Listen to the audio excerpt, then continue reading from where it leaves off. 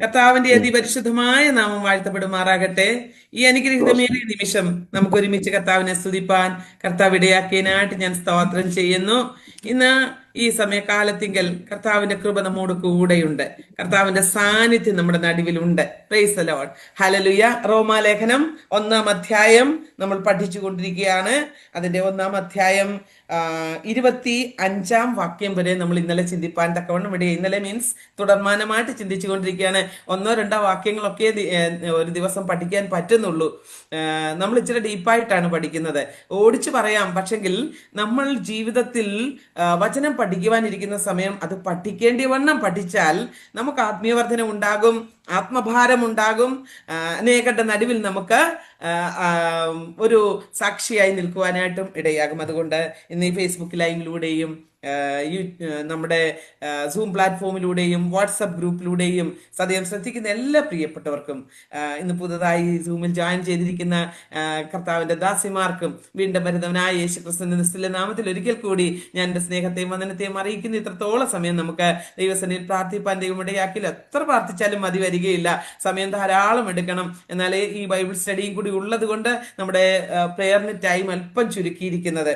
എങ്കിലും എല്ലാം ചന്തോപചോദവുമായിട്ട് ചെയ്യണമല്ലോ. Price the Lord. നമ്മൾ 25-ാം വാക്യം വരെയാണ് ചിന്തിപ്പാനിടയായത്. അതായത് നമ്മൾ ഇൻട്രൊഡക്ഷൻ ആദ്യം റോമാലേഖനത്തിന്റെ പഠിച്ചു.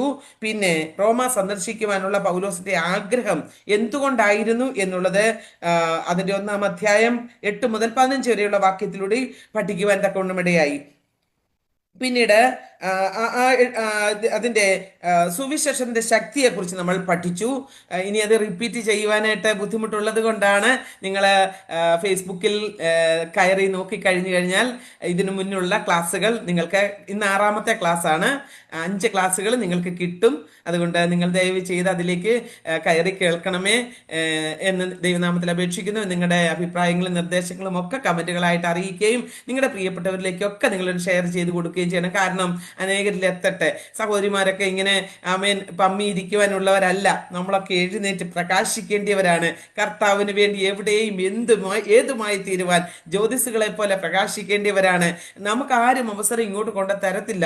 കർത്താവ് നമ്മെ തിരഞ്ഞെടുത്ത് വെച്ചിരിക്കുമ്പോൾ കിട്ടുന്ന അവസരം തക്കത്തിൽ വിനിയോഗിക്കുക, സമയം തക്കത്തിൽ വിനിയോഗിക്കുക എന്നാണ് പൗലോസ് നമ്മളെ ഉദ്ബോധിപ്പിക്കുന്നത്. അതുകൊണ്ട് വേഗം ഞാൻ ആ ഭാഗത്തിലേക്ക് മടങ്ങി വരികയാണ്. ഈ 1-ാം അധ്യായം തന്നെ അതിന്റെ 18 മുതൽ 32 വരെയുള്ള വേദഭാഗങ്ങളിൽ മനുഷ്യരുടെ നേരെ ദൈവത്തിന്റെ കോപം, എന്തുകൊണ്ടാണ് മനുഷ്യരുടെ നേരെ ദൈവത്തിന്റെ കോപം കടന്നു വരുന്നത്, അതാണ് നമ്മൾ ചിന്തിച്ചു കൊണ്ടിരിക്കുന്നത്. അതിന്റെ 25-ാം വാക്യം വരെയും നമ്മൾ ചിന്തിച്ചു. കഴിഞ്ഞ ദിവസം നമ്മൾ ചിന്തിച്ചു വിഗ്രഹാരാധന അത് ദൈവം വെറുക്കുന്ന ഒരു പാപമാണ്. ദൈവത്തെക്കാൾ ഉപരിയായി എന്തിനു സ്ഥാനം കൊടുക്കുന്നുവോ അത് വിഗ്രഹമാണെന്ന് പഠിപ്പിച്ചു. അങ്ങനെയെങ്കിൽ അറിയാവുന്ന കാര്യമാണ്. അത് ഞാൻ എക്സ്പ്ലെയിൻ ചെയ്തു എന്നുള്ളതേ ഉള്ളൂ. എന്നാൽ ഇന്ന് നമുക്ക് 26-ാം വാക്യം തൊട്ട് 26-ഉം 27-ഉം ഞാനൊന്ന് ചേർത്ത് വായിക്കാം. നിങ്ങൾക്ക് ഇടയ്ക്ക് വാക്യങ്ങൾ വായിക്കാൻ പറഞ്ഞാൽ നിങ്ങൾ ആരെങ്കിലും ബൈബിൾ തുറന്നൊന്ന് എന്നെ വായിച്ച് സഹായിക്കണം. അധികം വാക്യങ്ങളൊന്നും പറയുന്നില്ല. സ്തോത്രം. പെട്ടെന്ന് ഈ ഭാഗം ഞാൻ അവസാനിപ്പിക്കാൻ കർത്താവ് ശരണപ്പെടുകയാണ്. 26, 27 വേദഭാഗങ്ങളിൽ, അതുകൊണ്ട് ദൈവം അവരെ അപമാന രാഗങ്ങളിൽ ഏൽപ്പിച്ചു.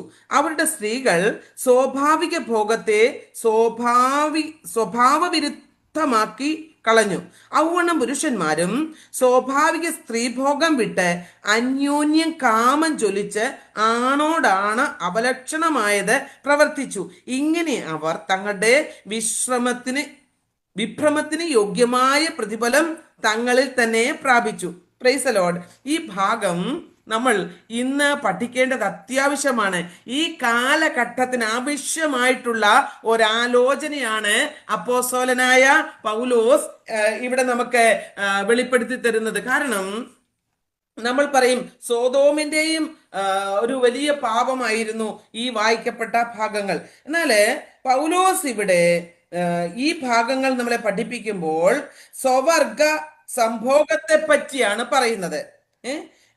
പൗലോസിന്റെ ഭാഷയില് സ്ത്രീകൾക്ക് മറ്റു സ്ത്രീകളോട് കാമം ജ്വലിച്ചാൽ, അഥവാ ഒരു പുരുഷന് മറ്റൊരു പുരുഷനോട് കാമം ജ്വലിച്ചാൽ അത് പാപമാകുന്നു. ഇന്ന് നടന്നുകൊണ്ടിരിക്കുന്നത് എന്താണ്? ഹോമോസെക്ഷുവാലിറ്റി. ഇന്ന് ഒരു പെൺകുട്ടിയും വിവാഹം കഴിക്കുന്നു, ഒരു പുരുഷനും വിവാഹം കഴിക്കുന്നു. അതിന് സർക്കാരൊക്കെയും അനുമതിയും കൊടുത്തേക്കുന്നു, അല്ലേ? ധാരാളം സ്ഥലങ്ങളിൽ നമുക്കത് കാണുവാനായിട്ട് കഴിയുന്നുണ്ട്. എന്നാൽ അപ്പോസ്തലനായ പൗലോസ് അതിനെ പാപമായിട്ടാണ് പറഞ്ഞിരിക്കുന്നത്. എന്നാൽ ഇന്ന് ലോകമനുഷ്യർക്ക് അത് വലിയ പാപമായിട്ടൊന്നും തോന്നുന്നില്ല. പക്ഷേ ദൈവത്തിന്റെ കോപം ജനത്തിന്റെ മേൽ ഉണ്ടാകുവാൻ കാരണം, ദൈവം ഒരു മനുഷ്യനെ ആണും പെണ്ണുമായിട്ട് സൃഷ്ടിച്ചത് എന്തിനു വേണ്ടിയാ? സന്താന വർധനവിന് വേണ്ടിയാ. പാപം ചെയ്യുവാനായിട്ടല്ല, സന്താന വർധനവിന് വേണ്ടി ഭൂമിയിൽ പെരുകി ദൈവത്തെ ആരാധിക്കേണ്ടതിനാ. അങ്ങനെയെങ്കിൽ ഇവിടെ ഒരു പുരുഷനെ കല്യാണം കഴിച്ചാൽ, നമുക്ക് കേട്ടല്ലേ, വാർത്താ മാധ്യമത്തിലൂടെ പത്രദ്വാര നമ്മൾ കേട്ടു, പുരുഷൻ പ്രസവിച്ചു. ശരിക്കും റിയലി അത് പുരുഷനായിരുന്നോ? ഒരിക്കലും അല്ല, അത് സ്ത്രീ തന്നെയാണ്. ഇന്ന്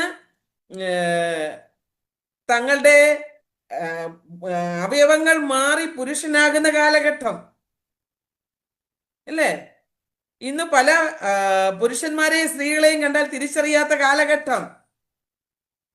അത്രമാത്രം നമ്മുടെ ഈ ഭൂപരപ്പിലുള്ള ജനത്തിന്റെ അവസ്ഥ അധപ്പതിച്ചു പോയി. ഇവിടെ പരിശുദ്ധാത്മാവിൽ അപ്പോസ്തലനായ പൗലോസ് പറയുകയാണ്, ഒരു പുരുഷനോട് കാമം തോന്നിയാൽ അത് അസ്വാഭാവികമാണ്. സ്ത്രീയെക്കുറിച്ചും പുരുഷനെക്കുറിച്ചുമുള്ള ദൈവിക പദ്ധതി അതിന് ഘടകവിരുദ്ധമാ, അല്ലേ? അല്ല എങ്കിൽ അങ്ങനെ ഒരു സംഭവം ഉണ്ടാകത്തില്ല. അതിനാല് ഒരേ ലിംഗത്തിലുള്ളവർ പരസ്പരം കാമപൂർത്തീകരണത്തിന് ആഗ്രഹിച്ചാൽ, അതായത് അസ്വാഭാവിക ചെയ്തികൾ അവർ ചെയ്യുവാൻ തുനിഞ്ഞാൽ അത് കഠിനമായ പാപമാണ്. ഇന്ന് നമ്മളുടെ അധികാരികൾക്കും ഇങ്ങനെയുള്ളവർക്കൊക്കെ ഇതൊന്ന് മനസ്സിലായിരുന്നെങ്കിൽ നന്നായിരുന്നു. ഞാന് ഈ കഴിഞ്ഞ UK പോയിരുന്ന സമയത്ത് എനിക്ക് അയർലൻഡിൽ നിന്ന് ഒരു പെൺകുട്ടിയുടെ ജ്യേഷ്ഠത്തി ഗൾഫ് രാജ്യത്ത് എവിടെയോ എനിക്ക് കോള് വന്നു. ഞാൻ കൗൺസിലിംഗ് ചെയ്യുന്ന ആളാന്ന് അറിഞ്ഞുകൊണ്ട് എന്നെ കോള് ചെയ്തു. എന്നിട്ട് എന്നോട് പറഞ്ഞു, എൻ്റെ സിസ്റ്റർ ഭയങ്കര മാനസിക സംഘർഷത്തിലാണ്, ഇപ്പോൾ മെന്റൽ ഹോസ്പിറ്റലിൽ അഡ്മിറ്റ് ആണ്, മാഡം ഒന്ന് എൻ്റെ സിസ്റ്ററെ ഒന്ന് കൗൺസിലിംഗ് ചെയ്യാമോ? ആ ഹോസ്പിറ്റലിൽ കിടക്കുന്ന സമയത്ത് ഈ സഹോദരി വാ തുറന്ന് സംസാരിക്കത്തില്ല. ഒരു വിധത്തിൽ പ്രാർത്ഥിച്ചു. ഞാൻ ആ പെൺകുട്ടിയുമായിട്ട് സംസാരിച്ചു. എനിക്ക് തോന്നുന്നത് ഒരു 27-28 വയസ്സേ ഉള്ളൂ. കല്യാണം കഴിഞ്ഞിട്ട് 1 മാസമേ ആയുള്ളൂ. ഞാൻ ചോദിച്ചു, മോളെ നിന്റെ പ്രശ്നം എന്താണ്? പക്ഷെ അവൾ പറയും മുൻപേ പരിശുദ്ധാത്മാവ് എനിക്ക് ദൈവകൃപയാൽ പ്രവചനവും ഈ വിവേകവും വിവേചനവും ഒക്കെ തന്നിരിക്കുന്നതുകൊണ്ട് മുന്നിൽ വന്ന് ചാർക്കും എഴുന്നേറ്റ് പോകാൻ പറ്റത്തില്ല, അതുകൊണ്ട് കള്ളം പറയാനും പറ്റത്തില്ല. അങ്ങനെ ഒരു കൃപ കർത്താവ് തന്നിട്ടുണ്ട്. കൗൺസിലിംഗ് നോർമൽ ഒരു ലോകപ്രകാരം ഒരു കൗൺസിലറുടെ മുന്നിൽ പോയാൽ കിളി പറയുന്ന പോലെ അങ്ങോട്ട് പറയണം. അപ്പൊ ഈ പെൺകുട്ടി മടിച്ചു. അപ്പൊ ഞാൻ ചോദിച്ചു, നിന്റെ വിഷയം സെക്ഷുവാലിറ്റി എന്നുള്ളതല്ലേ എന്ന് ചോദിച്ചപ്പോൾ അതെ ആന്റി. അപ്പോൾ ഞാൻ ചോദിച്ചു, എന്താ നിന്റെ ഹസ്ബൻഡിനെ നിനക്ക് ഉൾക്കൊള്ളാൻ പറ്റുന്നില്ലേ? അപ്പോൾ അവൾ പറഞ്ഞു പറ്റുന്നില്ല. പിന്നീട് ഡീറ്റെയിൽസ് ആയിട്ട് ഇങ്ങോട്ട് കാര്യം പറയുക. ഞാൻ പറയട്ടെ, അവൾ കൊച്ചു പെൺകുട്ടിയായിരിക്കുമ്പോൾ അവളുടെ വീട്ടിൽ അവൾക്ക് അവളുടെ ബന്ധുവിൽപ്പെട്ട ഒരു പെൺകുട്ടി ഉണ്ടായിരുന്നു. അവളുമായിട്ട് കളിച്ച് ചിരിച്ച് ഇഷ്ടം തോന്നി. പിന്നീട് അവള് കോളേജിൽ പഠിക്കുവാൻ കടന്നുപോയി. മാതാപിതാക്കൾക്ക് അവിടെ സംശയം തോന്നിയില്ല. ഒരു കൂട്ടുകാരിയെ കിട്ടി. അവളുമായിട്ട് അസ്വാഭാവികമായുള്ള ബന്ധം കൂടിയപ്പോൾ വീട്ടുകാർ ചോദിച്ചു, നീ എന്തിനാ എപ്പോഴും അവളുമായിട്ട് കണക്ഷനിൽ നിൽക്കുന്നത്? അങ്ങനെ അതും കഴിഞ്ഞു. ഇവൾ നഴ്സിംഗ് വിദ്യാഭ്യാസത്തിനായി കടന്നുപോയി. അവിടെയും അവൾക്ക് ഒരു കൂട്ടുകാരിയെ കിട്ടി. അവർ ലിവിങ് ടുഗദർ പോലെ ജീവിച്ചു. 4 വർഷത്തെ അവിടുത്തെ പഠനം കഴിഞ്ഞപ്പോൾ 2 പേർക്കും പിരിയേണ്ടതായിട്ട് വന്നു. പിന്നീട് ഇവൾ അയർലൻഡിലേക്ക് കടന്നുപോയി. ഞാൻ പേരൊന്നും പറയുന്നില്ല, ഇത് അവർ കേട്ടാൽ അവർക്ക് ബുദ്ധിമുട്ടുണ്ടാകുമല്ലോ. കൗൺസിലിങ്ങിന് കടന്നു വരുന്നതുകൊണ്ട് പേര് പറയാൻ പാടില്ല എന്നുള്ളതാ. എങ്കിലും നിങ്ങൾ പേരൻസ് അറിഞ്ഞിരിക്കേണ്ടതിന് വേണ്ടി ഞാൻ പറയുകയാണ്. നമ്മുടെ കുഞ്ഞുങ്ങൾ പലരും പെൺകുട്ടിയായിട്ടല്ലേ കൂട്ടുകൂടുന്നത്, അല്ലെ ആൺകുട്ടികളുമായിട്ടല്ലേ കൂട്ടുകൂടുന്നത്. ഒരു പെണ്ണൊരാണിനോട് അല്പം അധികം സംസാരിച്ചാൽ, അല്ലെ ഒരു ആണ് അല്പം പെൺകുട്ടികളോട് അല്പം അടുത്താൽ നമുക്ക് സംശയം തോന്നും. അവിടെ അവര് നല്ല കട്ട ഫ്രണ്ട്സ് ആണേലും നമ്മൾ പറയും എന്തോ അതിൻ്റെ അകത്തുണ്ടെന്ന് പറയും. പക്ഷെ പെൺകുട്ടിയുമായിട്ടും ആൺകുട്ടിയുമായിട്ടും അടുത്ത് കഴിഞ്ഞാൽ അങ്ങനെ ആർക്കും അത്ര സംശയമൊന്നും തോന്നത്തില്ല. എന്നാൽ ഇവിടെ പൗലോസ് പറഞ്ഞ കാര്യമാണ് ആ പെൺകുട്ടിക്ക് സംഭവിച്ചത്. അവൾക്ക് ആ, ആ, കോളേജിൽ പഠിച്ച പെൺകുട്ടിയുമായിട്ട് അല്പം അല്പമല്ല, അവൾ അങ്ങനെയായിരുന്നു ജീവിച്ചത്. അവസാനം കല്യാണം കഴിച്ചു. പക്ഷെങ്കിൽ അഫെയർ ചെയ്താണ് ഹസ്ബൻഡിനെ കല്യാണം കഴിച്ചത്. കല്യാണം കഴിച്ചതിന് ശേഷം ഇവള് പറയുന്നത്, സെക്ഷുവാലിറ്റിക്ക് ഹസ്ബൻഡ് കടന്നു വരുമ്പോഴെല്ലാം ഇവളുടെ കൂടെ നേഴ്സിങ്ങിന് പഠിച്ച പെൺകുട്ടിയാണ് ഇവളുടെ മുഖം ഓർമ്മ വരുന്നത്.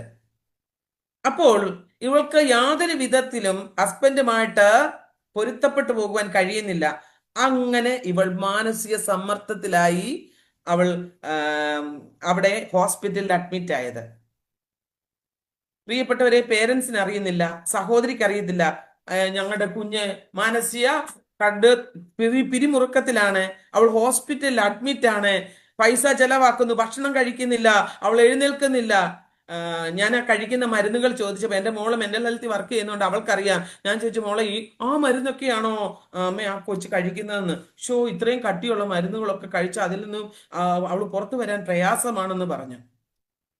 അതുപോലെ മാനസിക സംഘർഷത്തിലായി. രണ്ട് പ്രാവശ്യമേ സിറ്റിങ് ഇതുപോലെ തന്നെ ഓൺലൈനിൽ കൂടിയാ. കൃപയാൽ ഞാൻ പെൺകുട്ടിക്ക് വേണ്ടി പ്രാർത്ഥിച്ചു. അവളെ 5-ാമത്തെ ദിവസം ഹോസ്പിറ്റലുകാർ വിടത്തില്ല, പ്രാർത്ഥിച്ചു. അവൾ വിശ്വസിച്ചു, കർത്താവിന് വേണ്ടി ഹൃദയം കൊടുത്തു. അവളുടെ പാപത്തെക്കുറിച്ച് ഈ പാപമാണ് എന്ന് പറഞ്ഞ് മനസ്സിലാക്കി കൊടുത്തു. കാരണം ഞാൻ ഒരു കാര്യം പറയാം, പൗലോസ് ഇവിടെ പറയുന്നുണ്ട്, പുരുഷന്മാരുമായിട്ട് പാപം ചെയ്യുമ്പോൾ അവരത് അറിയുന്നില്ല. അവരോർക്കുന്നത് തെറ്റില്ല. എന്നാൽ നമ്മൾ പറയും പലവിധമാകുന്ന രോഗത്തിന് ഇത് കാരണമാകുക. ഒന്ന് മാനസിക രോഗം, പിന്നീട് ഞാൻ പഠിച്ചപ്പോൾ മനസ്സിലായത് എയ്ഡ്സ് പോലുള്ള ഗൗരവപരമായ രോഗങ്ങൾക്ക് അടിമകളായി തീരുകയാണ്.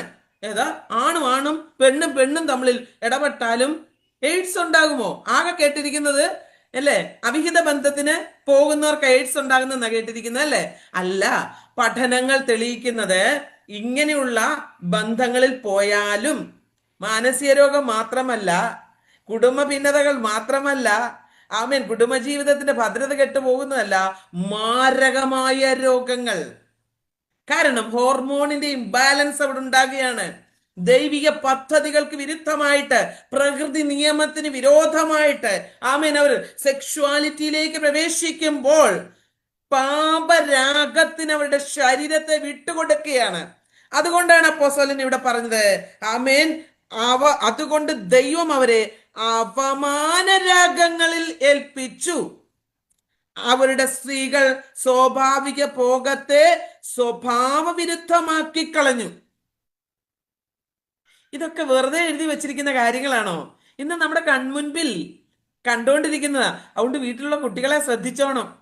അയ്യോ, പ്രായമായെന്നൊന്നും ചിന്തിക്കണ്ട. ഞാൻ മോളുടെ അടുക്കൽ താമസിക്കുമ്പോൾ 3 സ്ത്രീകൾ പ്രായമുള്ളവരാ. മോൾ എന്നോട് പറയുന്നത് അവര് പെണ്ണുങ്ങൾ കല്യാണം കഴിച്ച് ജീവിക്കുന്ന മമ്മീന്ന്. സ്തോത്രം, മദാമ്മമാരാ. അവർ പട്ടിയെ വളർത്തുന്നുണ്ട്, അവരുടെ ഇഷ്ട പെറ്റാണ്. പട്ടിയെ വളർത്തുന്നു, ഇവർ ഒരുമിച്ച് പുറത്തു പോകുന്നു, കഴിക്കുന്നു, കുടിക്കുന്നു, സന്തോഷിക്കുന്നു. ഇതൊക്കെ ദൈവമക്കളെ കൗൺസിലിംഗ് ചെയ്യുന്നതുകൊണ്ട് എനിക്ക് ഇവരുടെ അകത്തേക്ക് കയറുമ്പോൾ ഇവരുടെ സംഭവങ്ങൾ എന്നാണെന്നറിയാം. എനിക്ക് പച്ചയ്ക്ക് അതൊക്കെ വിളിച്ചു പറയാൻ പറ്റത്തില്ല. നമുക്ക് ഇതൊരു പബ്ലിക് മീഡിയയാണ്. ഇപ്പൊ നിങ്ങൾ മാത്രമല്ല കേൾക്കുന്നത്, ഇതിൻ്റെ അത് ലൈവ് പോകുന്നുണ്ട്. ഏതൊക്കെ ആൾക്കാരെ കേൾക്കുന്നതെന്ന് അറിയത്തില്ല. അതുകൊണ്ട് പരിധികളുണ്ട് പറയാൻ.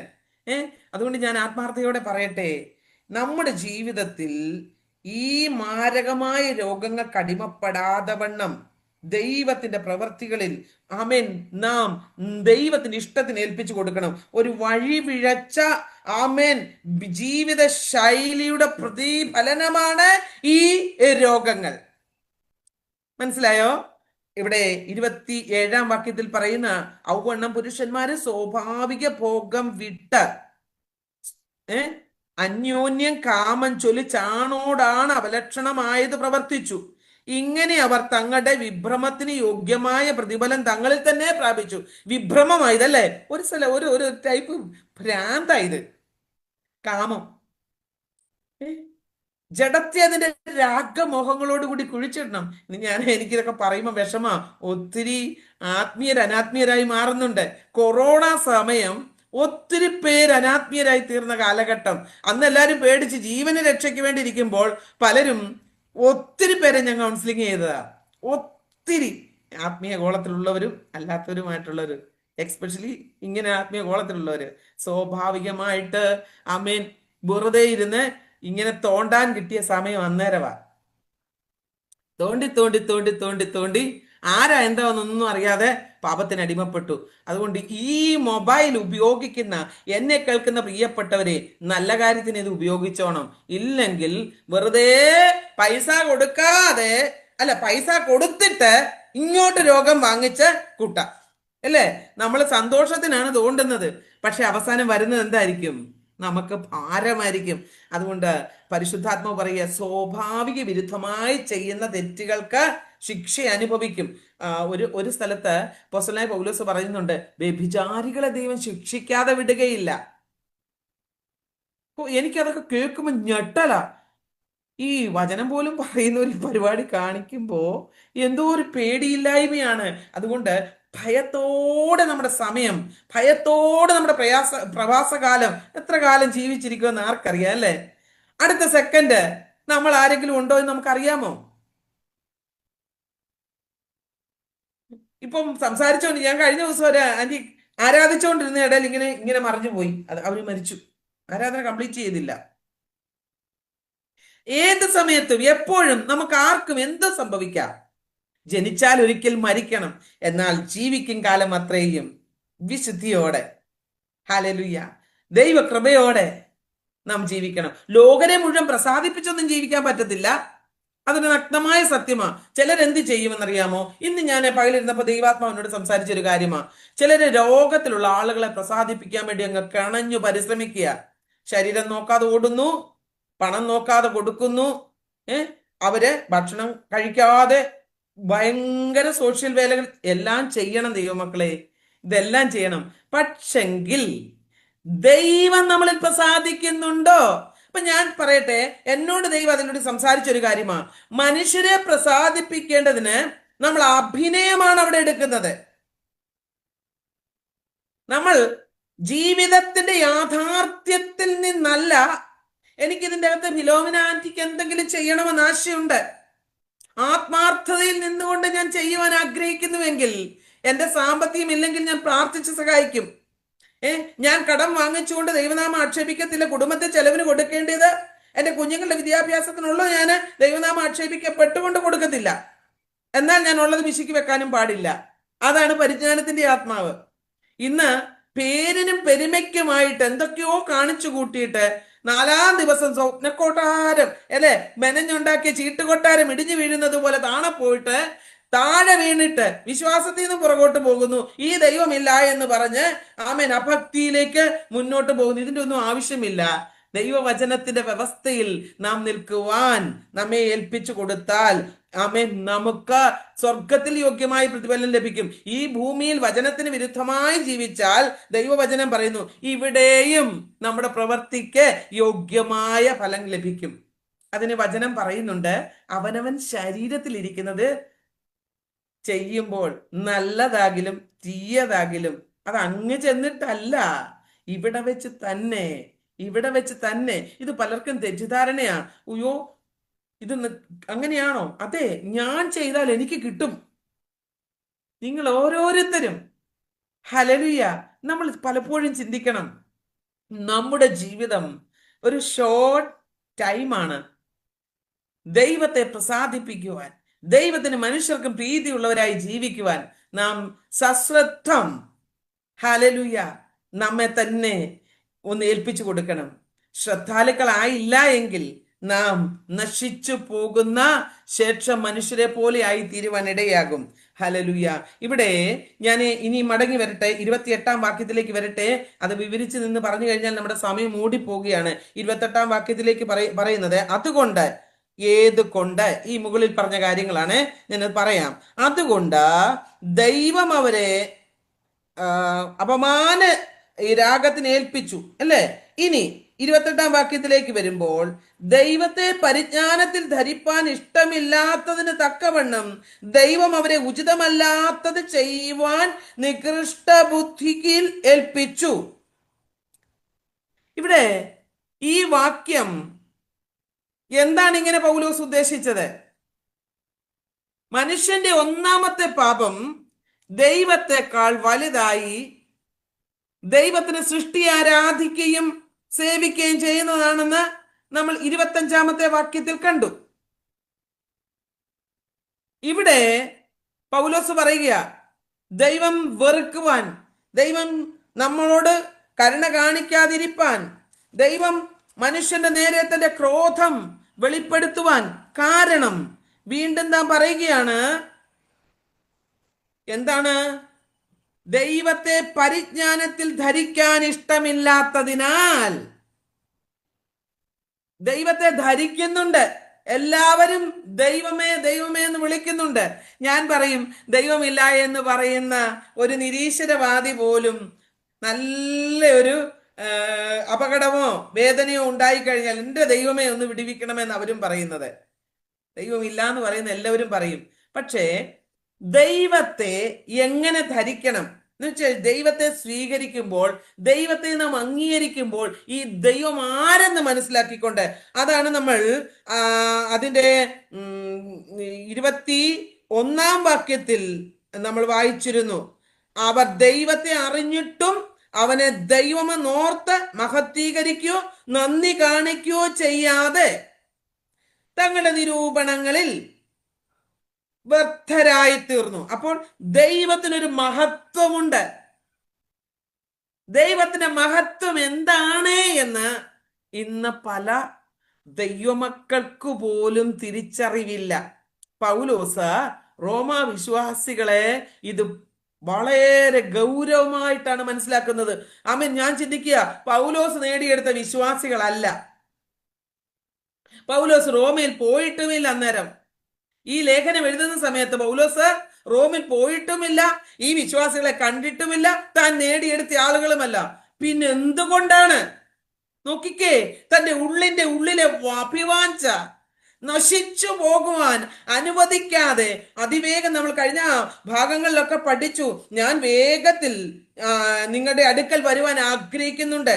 അതിൻ്റെ 14-ാമത്തെ വാക്യമൊക്കെ വായിക്കുമ്പോൾ താൻ പറയുന്ന, ഞാന് യവനന്മാർക്കും ബർബരന്മാർക്കും ജ്ഞാനികൾക്കും ബുദ്ധിഹീനർക്കും ഞാൻ കടക്കാരനാകുന്നു. ഇതാണ് ഭാരം. ഇന്ന് എനിക്ക് നിങ്ങൾക്കും വേണ്ടി ഒരു കാര്യം ഇതാ, എൻ്റെ സഭയിലെ വിശ്വാസിയല്ല, ഞങ്ങളുടെ കുടുംബത്തിൽപ്പെട്ടവരുമല്ല, അതുകൊണ്ട് ഞങ്ങൾക്ക് എന്നാ പ്രശ്നം? അല്ല കർത്താവിന്റെ മക്കളെ, നമുക്ക് പ്രശ്നമുണ്ട്. കാരണം നമ്മളൊക്കെ ഒരപ്പന്റെ മക്കളും ഒരപ്പത്തിന്റെ അംശികളുമാണ്. ഇതങ്ങോട്ട് ഉള്ളിലേക്ക് അങ്ങ് കയറണം. ഇതൊന്നുമില്ലാതെ ഒരു കസേരയ്ക്ക് വേണ്ടി, ഒരു പ്ലാസ്റ്റിക് കസേരയാ, ഒരു ഇരുമ്പ് കസേരയാ, ഇതിനു വേണ്ടി ഈ അടിയും കൂടി ഈ വഴക്കും കൂടി, എൻ്റെ ദൈവമേ, ഒരു നിത്യമായ ലൈഫ്, ഒരു ഇറ്റേണൽ ലൈഫ് ഇത് നമ്മൾ നഷ്ടമാക്കാതെ ഒന്ന് കരയെ, പ്രാർത്ഥിക്ക്. പണ്ടൊക്കെ ഞാൻ ഇങ്ങനെ ഈ ബൈബിൾ സ്കൂളിൽ പഠിക്കുന്ന സമയത്ത് ഇങ്ങനെ അവിടെ പ്രാർത്ഥിക്കുമ്പോൾ ഇങ്ങനെ പെൺകുട്ടികൾ പ്രാർത്ഥിക്കുമായിരുന്നു, കർത്താവ് അനേകര് വലിയ കറ്റകളുമായിട്ട് വരുമ്പോൾ ഞങ്ങൾക്ക് ചില നെന്മണികളായിട്ടെങ്കിലും വരാൻ ഇടയാക്കണമെന്ന്. ഞാൻ ചിന്തിച്ചിട്ടുണ്ട്, അയ്യോ നെന്മണികളായിട്ട് എന്നാൽ എന്നാ ചെയ്യാനാ? ഇപ്പോഴാണ് ഈ സുവിശേഷ വിലയിൽ ഇറങ്ങിക്കഴിഞ്ഞാണ് ആഴം മനസ്സിൽ ഒരു നെന്മണി കിട്ടണേ തന്നെ എന്തോ ഒരു പ്രയാസമാണ്. ഒരു ആത്മാവിനെ, ഒരു വ്യക്തിയെ നേടണമെങ്കിൽ ഇച്ചിരി ഒന്നും ബുദ്ധിമുട്ടല്ല ദൈവമക്കളെ. യഥാർത്ഥത്തിൽ നമ്മൾ സുവിശേഷ വേലയ്ക്ക് യഥാർത്ഥത്തിൽ നിൽക്കുന്ന ദൈവവൈതങ്ങളെ കഷ്ടം മാത്രമേ കാണൂ, എന്നും നിന്ന മാത്രമേ കാണൂ, എന്നും വേദന മാത്രമേ കാണൂ. അതുകൊണ്ട് ആ അപ്പോസ്തലനായ പൗലോസ് പറയാണ്, ക്രിസ്തുവിനെ നമ്മൾ എന്ത് ചെയ്യണം? പരിജ്ഞാനത്തിൽ ധരിക്കണം. അങ്ങനെ ധരിച്ചാൽ നമ്മൾ ദൈവവചനത്തിന് വിരുദ്ധമായ ജീവിതം നയിക്കത്തില്ല. ഇവിടെ അപ്പോസ്തലനായ പൗലോസ് പറയുക, ദൈവവചനത്തിന് വിരുദ്ധമായി, ദൈവിക പരിജ്ഞാനത്തിന് വിരുദ്ധമായി ജീവിച്ച ആളുകൾ, അന്ന് റോമിലും ഇത് പാപത്തിന് അടിമപ്പെട്ട ജനമുണ്ടായിരുന്നു. അവരെ യഹൂദന്മാരാണ് അവിടെ കൂടുതൽ ആളുകൾ ഉണ്ടായിരുന്നത്. ഇപ്പൊ യവനന്മാരും ബർബരന്മാരും ഒക്കെ ക്രിസ്തുവിലേക്ക് വരുമ്പോൾ യഹൂദന്മാര് ഭയങ്കര ഗമണ്ട അവർക്ക്, ഞങ്ങളെ പോലെ അല്ലെ, വേറെ ആരുമില്ല, ഞങ്ങൾ ഇന്ന കുലത്തിൽ ഇന്നത്, ഇന്ന് ഹെഡ് വെയിറ്റാ മൊത്തം അല്ലെ, തലമണ്ട വല്ലതും ഉണ്ടോന്ന് ചോദിച്ചാൽ ഒന്നുമില്ല, എന്തോ പറയാനാ അല്ലെ. ഞാൻ പറയട്ടെ, ഇതൊക്കെ കാണുകയും കേൾക്കുകയും ചെയ്യുമ്പോൾ ഭയങ്കര ദുഃഖമാണ് പലപ്പോഴും. ഞാൻ പറയട്ടെ, നമുക്കൊന്നുമില്ല, നിവർന്ന് നിന്ന് ഒരു ശ്വാസം വിട്ടാൽ അത് പുറത്തോട്ട് വിടണമെങ്കിൽ കർത്താവ് അനുവദിക്കാതെ പറ്റത്തില്ല. ഈ വീരസാഹസികതയൊക്കെ കേട്ട് കഴിഞ്ഞാൽ വലിയത് സംഭവമാ. പക്ഷെ ദൈവാത്മാവ് പറയുകയാണ്, ഈ പരിജ്ഞാനത്തിൽ ക്രിസ്തുവിനെ ധരിക്കണം നമ്മൾ. ഈ ക്രിസ്തുവിനെ ധരിച്ചു കഴിഞ്ഞാൽ നാം നടക്കേണ്ടുന്ന വഴി ഈ പരിശുദ്ധാത്മാവ് നമ്മളെ ഗൈഡ് ചെയ്യും. പോകേണ്ട വഴി നമുക്ക് കാണിച്ചു തരും. ഇന്ന് പലരും പോകേണ്ടുന്ന വഴി അറിയാം, പക്ഷേ അവർ പോകുന്നില്ല. കാരണം എന്താണ്? ഈ വാക്യത്തിൽ നമ്മൾ വായിച്ചല്ലോ, അവർ പരിജ്ഞാനത്തിൽ ക്രിസ്തുവിനെ ധരിക്കുവാൻ ഇഷ്ടമില്ലാതിരുന്നതിനാൽ അവർ പല ശാരീരിക പാപങ്ങൾക്ക് അടിമയാകുകയാണ്. ശാരീരിക പാപങ്ങൾക്ക് അടിമയാകുക. അതാണ് 26-27 വാക്യം നമ്മൾ വായിച്ചത്. ആണോടാണും പെണ്ണോട് പെണ്ണും അപലക്ഷണം കെട്ട് പോകുമ്പോൾ ദൈവം എന്താ ചെയ്യുന്നത്? അവരെ അപമാന രാഗത്തിന്, അവരുടെ പ്രതിഫലം, അവരുടെ വിഭ്രമത്തിന് തക്കവണ്ണം പ്രതിഫലത്തിന് അവരെ ഏൽപ്പിച്ചു കൊടുക്കുക. അതുകൊണ്ട് ഇവിടെ ദൈവാത്മാവ് പറയാ 28 വാക്യത്തിൽ അതിന് മറുപടിയാണ്, ഇങ്ങനെ പാപം ചെയ്യുന്നവർക്കുള്ള മറുപടിയാണ് അവർക്ക് യോഗ്യമായ പ്രതിഫലം നൽകുന്ന പ്രതിഫലം എന്താണ് എന്നാണ് 28 വാക്യം. ഈ പാപം ചെയ്യുന്നവരുടെ പ്രതിഫലം എന്താണ് എന്ന് 28 വാക്യത്തിൽ പറയുന്നത്. എന്താണ്? അവരെ ദൈവം നികൃഷ്ട ബുദ്ധിയിൽ ഏൽപ്പിച്ചു. നികൃഷ്ട ബുദ്ധിയിൽ. അതെന്താണ് നികൃഷ്ട ബുദ്ധി? ചില മനുഷ്യരെ നോക്കിയിട്ട് നമ്മൾ പറയും നികൃഷ്ടരാ എന്ന് വെച്ച് കഴിഞ്ഞാൽ ഒരു അലിവും ഇല്ലാത്തവർ, ഒരു സ്നേഹവും ഇല്ലാത്തവർ, ഒരു കരുതലും ഇല്ലാത്തവർ, അല്ലെ? അവർക്ക് തിരിച്ചറിവില്ല, പാപം എന്താണെന്ന് അവർക്ക് അറിയില്ല. ഞാൻ ഒരിക്കല് ഒരു ഒരു IPC ചർച്ച, അത്രയും പറയാം, അവിടെ കടന്നുപോയി. ഒരു വർഷങ്ങളായിട്ട് വിശ്വാസത്തിലുള്ള ഒരു അച്ചായന. ഞാനിങ്ങനെ കർത്താവിൻ്റെ നാമത്തിൽ എന്നെ ഏൽപ്പിച്ച ശുശ്രൂഷ ഞാൻ ചെയ്തു. ശുശ്രൂഷ കഴിഞ്ഞിട്ട് പേഴ്സണലി കുറേ പേര് പ്രാർത്ഥിക്കാൻ നിന്നു. അപ്പോൾ അവിടുത്തെ അച്ചായനോട്, ആ ചർച്ചിലെ മെയിൻ ഒരു അച്ചായനാണ്, അച്ചായനോട് ദൈവാത്മാവിൽ പറയുന്ന, ഞാൻ അച്ചായനോട് പറഞ്ഞ, അച്ചായ, ഈ കർത്താവ് ഉള്ളത്തിലിരിക്കുന്ന കർത്താവിനെ എന്തിനീ പുകച്ച് ചാടിക്കുന്നത് രാവിലെ ഉച്ചയ്ക്കും വൈകിട്ടുമെല്ലാം? ഈ കർത്താവിനെ പുകച്ച് ചാടിക്കേണ്ട ആവശ്യമില്ലല്ലോ, കർത്താവിന് ചൂട് കൊടുക്കേണ്ട ആവശ്യമില്ലല്ലോ, കർത്താവിന് ഉണർത്തേണ്ട ആവശ്യമില്ലല്ലോ. അച്ചായന് കാര്യം പിടികിട്ടി. അടുത്ത് നിന്നവര് ഇങ്ങനെ ചിരിച്ചു. ചിലർക്ക് മനസ്സിലായി, എനിക്കറിയില്ല. എന്താണേലും കൊള്ളാം. ഇത് കഴിഞ്ഞിട്ട് അച്ചായൻ എന്നോട് പറഞ്ഞു, അതേ സിസ്റ്റർ, ഞാനൊരു കാര്യം പറയട്ടെ. ഞാൻ പറഞ്ഞു, അത് കർത്താവ് ഞാൻ ചെയ്ത പാപത്തിനും ചെയ്യാനിരിക്കുന്ന പാപത്തിനും വേണ്ടി ഒരിക്കൽ കാൽവറിയിൽ മരിച്ചതാ. ജനിക്കാനിരിക്കുന്നവർക്ക് വേണ്ടിയും ജനിച്ചവർക്ക് വേണ്ടിയും കർത്താവ് മരിച്ചു. ഇപ്പൊ ജീവിച്ചിരിക്കുന്നവർക്ക് വേണ്ടി കൂടി മരിച്ചെങ്കിൽ, സകല പാപത്തിനു വേണ്ടി കർത്താവ് മരിച്ചതാണെങ്കിൽ, അയ്യോ, ഞാൻ ഇപ്പൊ ചെയ്തുകൊണ്ടിരിക്കുന്നതിനും വേണ്ടി കർത്താവ് ക്ഷമ തന്നോളൂ എന്ന്. എന്തോ പറയാനാ, എന്തോ പറയാനാ. ഈ പാപത്തിന്റെ ഗൗരവം എന്താണെന്ന് അറിയില്ല. ഇന്നത്തെ പല ദൈവമക്കൾക്കും പറ്റിയിരിക്കുന്ന ഒരു കുഴപ്പമാണ്. ദൈവമക്കൾക്കും, പ്രത്യേകിച്ച് ദൈവമക്കൾ എന്ന് പറയുന്നത്, നമ്മൾ ദൈവമക്കളാണല്ലോ ഈ വചനം ഉൾക്കൊള്ളുന്നത്. ലോക മനുഷ്യർക്ക് പാപം എന്താന്ന് പറഞ്ഞു കഴിഞ്ഞാൽ അവർ പാപത്തിൽ തന്നെയല്ലേ കിടക്കുന്നത്. ഞാൻ എപ്പോഴും ഈ കർത്താവിനെ അറിഞ്ഞു വരുന്ന ദൈവമക്കൾ കൗൺസിലിംഗ് ചെയ്യുമ്പോഴും ഈ സഭയിലൊക്കെ എന്നെ ഏൽപ്പിക്കുന്നത് ഞാൻ പച്ചയ്ക്ക് വിളിച്ച് പറയും കേട്ടോ. ഇപ്പൊ ഒത്തിരി കൺട്രോളിങ്ങിലായിട്ടുണ്ട്. ദൈവദാസന്മാർ എന്നോട് പറഞ്ഞിട്ടുണ്ട്, ആന്റി കുറച്ച്, അല്ലെ ഞങ്ങളുടെ സഭയിൽ വിശ്വാസികൾ കാണത്തില്ല, അവരെല്ലാം പിന്നെ പോകും എന്ന് പറയും. അതുകൊണ്ട് ഒത്തിരി കൺട്രോളിങ്ങിലാണ് പറയുന്നത്. സ്തോത്രം. എനിക്കിതൊക്കെ ഭയങ്കര, എന്ന് വെച്ചാൽ ഞാൻ വിശുദ്ധിയായിട്ടൊന്നും അല്ല, എനിക്ക് കർത്താവിനെ പോലെ വിശുദ്ധി ആയിക്കൊണ്ടിരിക്കാൻ ഞാൻ ശ്രമിച്ചുകൊണ്ടിരിക്കുക. പക്ഷേ ദൈവമക്കളെ, പാപത്തിന്റെ ഗൗരവത്തെ നാം അറിയണം. ഇന്ന് പാപത്തെ മടിക്കുത്തിൽ വെച്ചുകൊണ്ട് നടന്നിട്ട് കടലയ്ക്ക കുറിക്കുന്നത് പോലെ ആരും കാണാതെ എടുത്തിട്ട് നമ്മൾ ഉപയോഗിക്കുകയും പിന്നെ സഭയിൽ ചെന്നിരുന്നും ആമേൻ ആൾക്കാരുടെ മുന്നിൽ ചെന്നിരുന്നും നമ്മൾ നിന്ന് നൂറെ നിൽക്കുന്ന ആരാധിക്കും.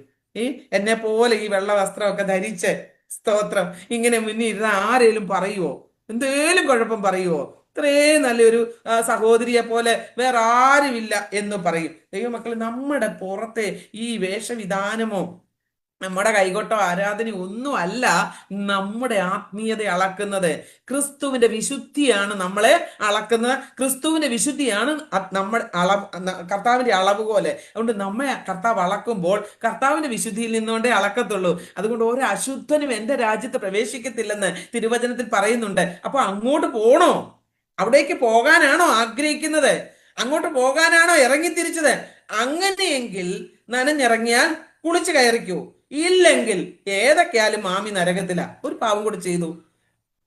അച്ഛൻ ആഞ്ഞു വലിച്ചോ. ഞാൻ പറയും, പച്ചയ്ക്ക് പറഞ്ഞു കൊടുക്കുക, ഏതൊക്കെയാലും അങ്ങ് എന്നാലും കിട്ടത്തില്ല. ഇവിടെങ്കിലും ഞാൻ ഇങ്ങനെ വിശ്വാസത്തിൽ വന്നെന്ന് പറഞ്ഞതിന്റെ പേരിൽ എന്നോട് പലരും പറഞ്ഞിട്ടുണ്ട്, എന്റെ സിസ്റ്റർ ഞങ്ങൾക്ക് അവിടവും ഇല്ല ഇവിടവും ഇല്ല, പള്ളിയിൽ നിന്നിരുന്നെങ്കിൽ അല്ലെങ്കിൽ ഞങ്ങൾ ആ ക്ഷേത്രത്തിൽ നിന്നിരുന്നെങ്കിൽ ഞങ്ങൾക്ക് ഇച്ചിരൂടൊക്കെ സ്വാതന്ത്ര്യം കിട്ടിയേനെ. ഇതിന്റെ അകത്ത് വന്നുണ്ട് നാട്ടുകാരും വല്ലതും പറയും, പാപം ചെയ്യാൻ പറ്റുന്നുണ്ടോ അതും ഇല്ല, അങ്ങോട്ട് പോകുന്നു എന്ന് ഉറപ്പുണ്ടോ അതും ഇല്ല. നോക്കിക്കേ, എല്ലാത്തിനും കിളി പോയി കിടക്കുക, ഒന്നുമല്ലാത്ത അവസ്ഥയിലായി കിടക്കുക. പ്രിയപ്പെട്ടവരെ, പാപത്തിന്റെ ഗൗരവം ഇന്ന് പലർക്കും മനസ്സിലാകാതെ പിശാച് അതിന്റെ തന്ത്രത്തോടുകൂടി ജനത്തെ വഴിതെറ്റിക്കുകയാണ്. ഹല്ലേലൂയ. അതുകൊണ്ട് കർത്താവ് എന്ത് ചെയ്തിരിക്കുകയാണ്? ഇങ്ങനെ പാപം ചെയ്ത് ദൈവത്തിൽ നിന്ന് അകന്നു പോയവരെ നികൃഷ്ട ബുദ്ധി കേൾപ്പിക്കുക. ഞാൻ ആ പറഞ്ഞ ഐപീസിലെ അച്ചാനെ ഏൽപ്പിച്ചത് അതാണ്. താൻ ലോകത്തുനിന്ന് മാറ്റപ്പെട്ടു പോയി, ക്യാൻസറിൽ നിന്ന് വിടുവിച്ച് കൊണ്ടുവന്നതാ. പിന്നീട് തന്റെ മക്കൾ 3 പേരുണ്ട്, 3 പേരും ദൈവകൃപയിൽ നിന്ന് പോയി.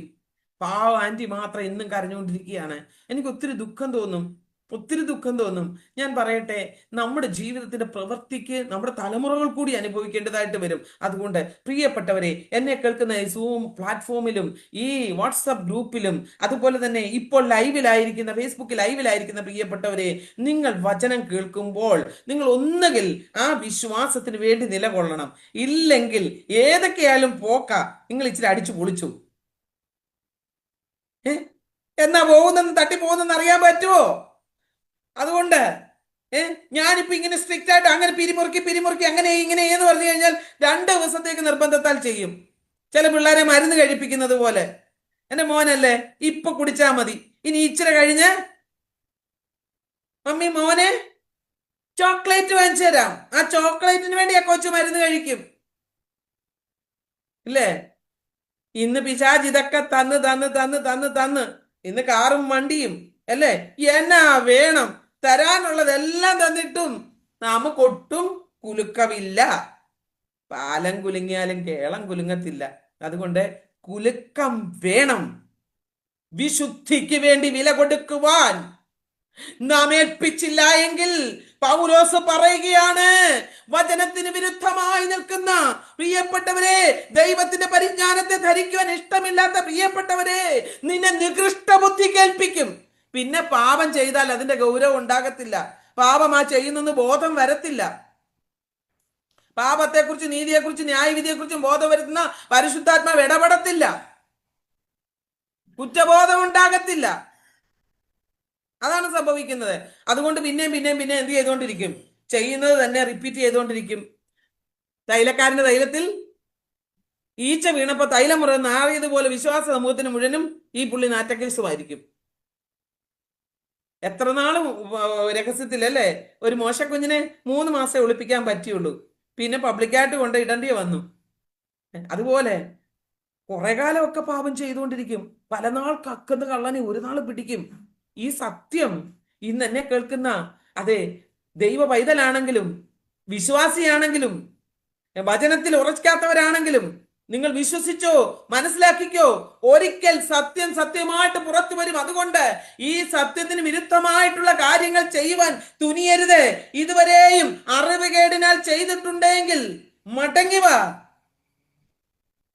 മാനസാന്തരത്തിന് യോഗ്യമായ ഫലം കായ്ക്ക്. Price the Lord. അപ്പോൾ ഇത് ചെയ്യുവാൻ കാരണം എന്താ?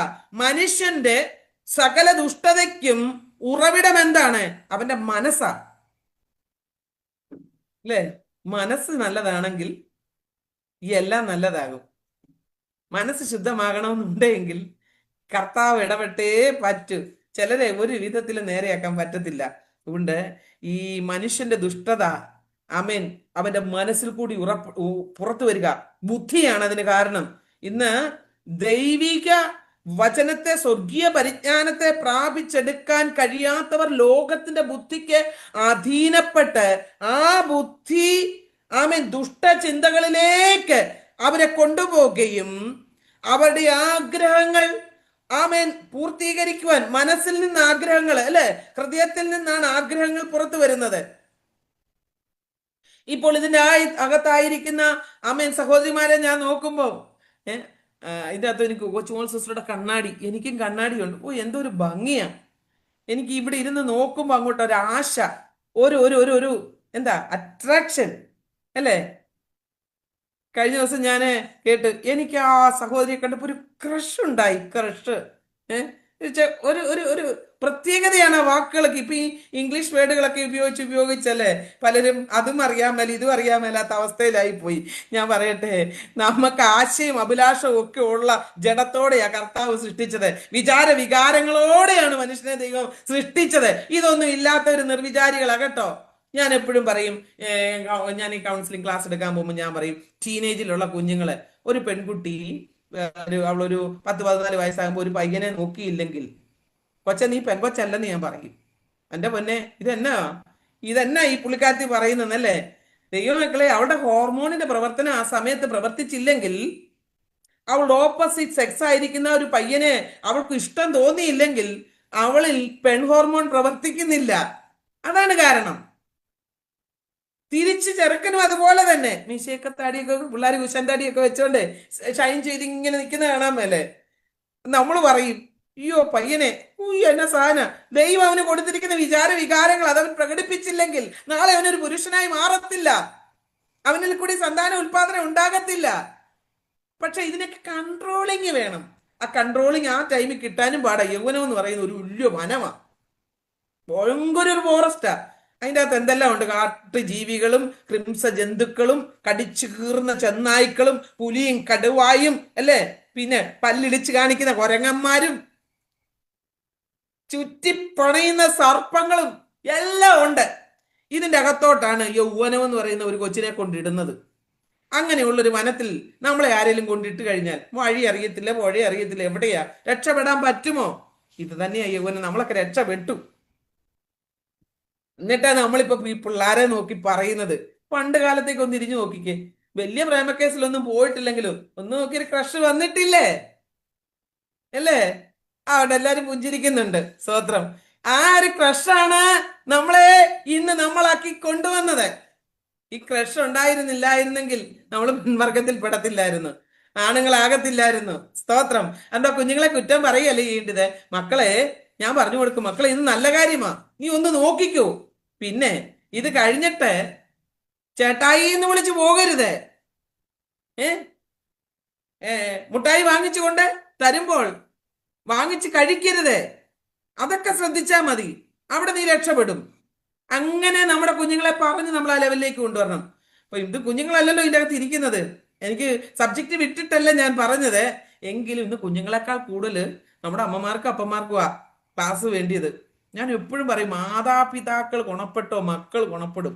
ഇന്ന് ചൊവ്വില്ലാത്ത മാതാപിതാക്കളുടെ കാരണം മക്കൾ വഴിപിഴച്ചു പോകുക.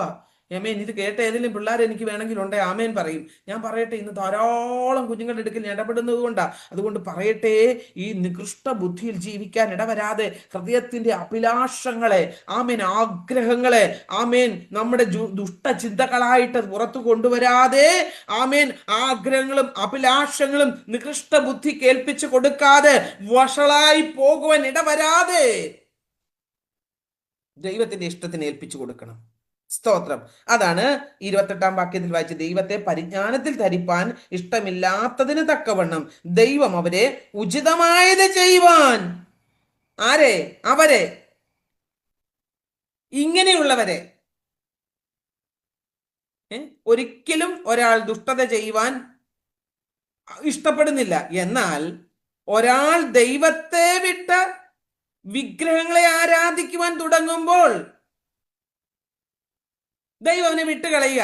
വിഗ്രഹം മീൻസ്, ഞാൻ ഇന്നലെ അത് വ്യക്തമായിട്ട് പറഞ്ഞു തന്നു, ദൈവത്തെക്കാൾ ഉപരിയായി എന്തിന് സ്ഥാനം കൊടുക്കുന്നുവോ, എന്തിന് നമ്മൾ ഇമ്പോർട്ടന്റ് കൊടുക്കുന്നുവോ, അതാണ് നമ്മുടെ വിഗ്രഹം.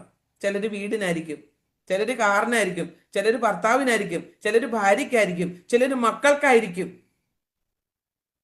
അല്ലേ. ചിലർക്ക് നല്ലൊരു വീടൊക്കെ കിട്ടിക്കഴിഞ്ഞാൽ പിന്നെ ഞായറാഴ്ച ദിവസം മാത്രമേ കാണത്തുള്ളൂ, ഇടക്കൂട്ടായ്മയ്ക്ക് കാണത്തില്ല. ചോദിച്ചാ പറയും, ഷോ തൂത്ത് തുടച്ച് വന്നപ്പോഴത്തേക്ക് പ്രാർത്ഥനയ്ക്കുള്ള സമയം തീർന്നു. കണ്ട് ഞങ്ങൾ ഇരുന്ന സഭയിൽ ഒരു അമ്മാമ്മ, ഞങ്ങൾ ചോദിച്ചു, അമ്മാമ്മ എന്നാ വരാഞ്ഞ്? എന്റെ പൊന്നെ, ആ ഫ്രിഡ്ജുകാരൻ വരാമെന്ന് പറഞ്ഞിട്ട് വന്നില്ല. ഞാൻ ബ്രോരാൻ ഒരുങ്ങിയപ്പോഴത്തേക്ക് അവൻ ഇങ്ങ് വന്നു. അപ്പൊ ഞാൻ ചോദിച്ചു, ഫ്രിഡ്ജ് കിട്ടിയതാ തടസ്സമായി പോയതല്ലേ? നമുക്ക് ഇങ്ങനെയാ തടസ്സങ്ങൾ വലത്. എല്ലാം വേണം. പക്ഷെങ്കിൽ ആമേൻ, ദൈവാത്മാവ് നമ്മളോട് ഓർമ്മിപ്പിക്കുന്നത്, ദൈവത്തെക്കാൾ വലിയതായി നാം എന്തിന് സ്ഥാനം കൊടുക്കുന്നുവോ നമ്മുടെ ഹൃദയത്തിൽ ഇതൊന്നു പതിയട്ടെ. പലപ്പോഴും ദൈവത്തെക്കാൾ ഉപരിയായിട്ട് നാം പലതിന് സ്ഥാനം കൊടുത്ത് നാം ദൈവത്തിൽ നിന്ന് അകലുകയാ. ദൈവം നമ്മിൽ നിന്നും അകന്നു പോകുകയാണ്. അപ്പോൾ ദൈവത്തെ സ്വീകരിക്കുവാൻ നമുക്ക് സാധ്യമാകാതെ വരും. അവർ എന്തു ചെയ്യും? ദൈവത്തെ വിട്ടിട്ട് വിഗ്രഹങ്ങളുടെ പുറകെ പോകും. വിഗ്രഹം മീൻസ് മനസ്സിലായല്ലോ? ഇഷ്ടപ്പെട്ടതിന്റെ ഇഷ്ടം എന്തോ അതിന്. ചിലർക്ക് ഭോജനപ്രീതിയായിരിക്കും. നല്ല 5 സ്റ്റാർ ഹോട്ടലുകളെ ഇല്ലേ, ചിലർ തട്ടുകടകളിൽ നിന്ന് ഇറങ്ങത്തില്ല. ചിലർക്ക് ഓൺലൈൻ എപ്പോഴും വരുത്തിക്കൊണ്ടിരിക്കും. ഇതൊക്കെ ആയിരിക്കാം. ഏതുമാകട്ടെ, എന്താണ് അവനവന്റെ വീക്ക്നെസ് എന്ന് നമ്മേക്കാൾ മറ്റേ പിശാചിനറിയാം. അതുകൊണ്ട് അവൻ അങ്ങനെ കൊണ്ടുവരുമ്പോൾ ചിന്തിച്ചോണം, ഏതെങ്കിലും കൂടുതൽ നമ്മുടെ ജീവിതത്തിൽ അധികമായിട്ട് തോന്നുന്നോ അത് നമ്മുടെ വീക്ക്നെസ് ആണെന്ന് മനസ്സിലാക്കിക്കൊണ്ട് അതിൽ നിന്ന് രക്ഷപ്പെടുവാൻ, സ്വാതന്ത്ര്യം പ്രാപിക്കുവാൻ ഈ ദിവസങ്ങളിൽ ഒരുങ്ങിക്കൊള്ളണം. അതുകൊണ്ട് പരിശുദ്ധാത്മാവ് പറയുകയാണ്, ദൈവം നമുക്ക് ആ സ്വാതന്ത്ര്യം തന്നിട്ടുണ്ട്. ആ സ്വാതന്ത്ര്യം നൽകിയിരിക്കുന്ന ഒരാൾ മനഃപൂർവമായും ദൈവത്തെ ഉപേക്ഷിച്ചാൽ അവന് ദൈവവുമായി നിരപ്പിക്കാനുള്ള മറ്റൊരു മാർഗവും കാണുവാൻ കഴിയുകയില്ല.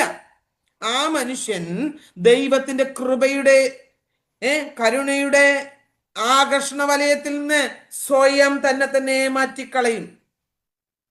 അതുകൊണ്ടാണ് അവനെ എന്ത് ചെയ്ത് ഉചിതമല്ലാത്ത നികൃഷ്ട ബുദ്ധി കേൾപ്പിക്കുവാൻ കാരണം.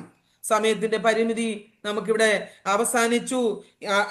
ദൈവം അനുവദിച്ചാൽ അതിന്റെ ബാക്കി 29 ആമേൻ വാക്യങ്ങൾ തൊട്ട് നാളെ നമുക്ക് ചിന്തിക്കാം.